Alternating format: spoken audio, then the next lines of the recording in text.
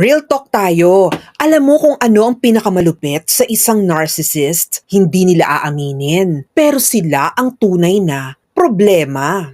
Yung taong puro sarili lang ang iniisip, yung tipong sila lagi ang bida, sila lagi ang tama, at sila lagi ang dapat pakinggan. Yan ang classic na narcissist. Sa una, mabait sila, charming, parang perfect.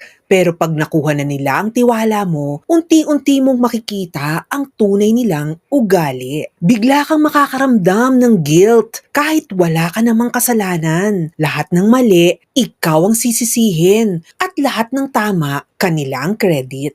A narcissist wants control. Gusto nila ikaw ang mag-a-adjust. Ikaw ang magsusorry at ikaw ang laging magbibigay. Pero pag sila ang nagkamali, bigla silang pa-victim. Mapapansin mo rin na mahina silang tumanggap ng no kapag hindi mo sila sinunod. Magtatampo sila, magmamanipulate o gagawa ng drama para bumalik ka sa ilalim ng kontrol nila. Kaya kung may narcissist sa buhay mo, tandaan mo to, hindi mo problemang ayusin ang taong ayaw aminin na sila ang problema. Protektahan mo ang boundaries mo, piliin mo ang kapayapaan, at huwag kang matakot lumayo kapag paulit-ulit kang sinasaktan. Sometimes, the bravest thing you can do is walk away from someone who only loves themselves.